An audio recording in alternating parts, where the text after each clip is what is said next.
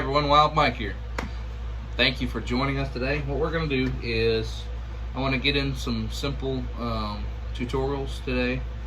I want to try to get a couple here, but first off I'm going to try to do a simple fishing knot tutorial for anybody who's never learned how to fish. Maybe you didn't have anybody to teach you.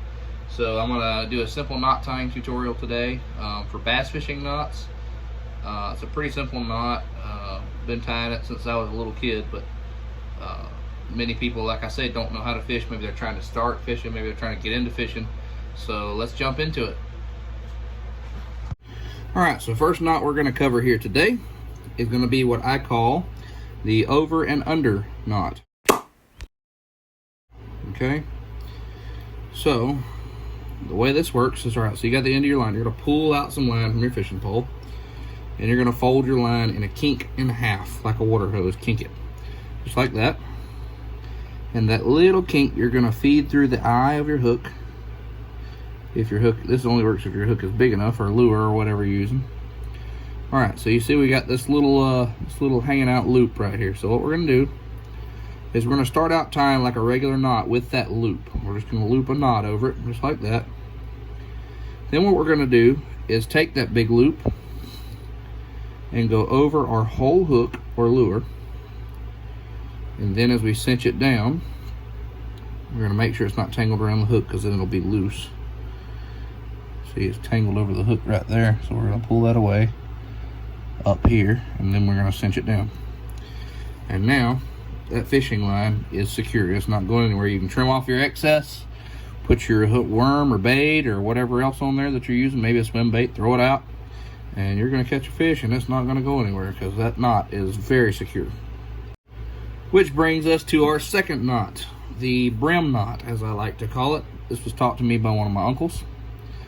Alright, so this is basically a smaller form of the bass knot that most anglers use. However, we're going to go through there, going to feed some line down, we're going to cross over. And the way that this was taught to me is the rabbit goes around the tree, so the line being the tree right here, end of the line being the rabbit goes around the tree 1, 2, 3 times,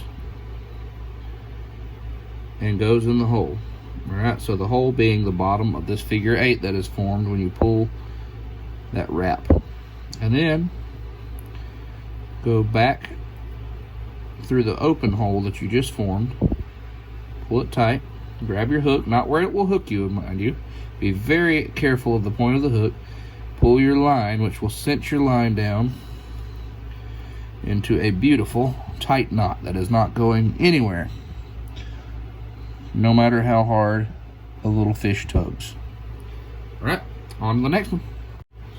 Alright, the last and final knot that I have for you guys today is the 5-loop bass knot, or the regular angler's knot, as a lot of people call it. So, rabbit goes around the tree, around the line, 1, 2, 3, 4, 5. Alright, so we wrapped it around the basic line 5 times, okay, which is, again, whoops, you don't want your hook on that part of the figure 8, you want it on this one. So anyway, so that's going to form your figure 8 again, just like we just did, but with 5 lap around, not 3.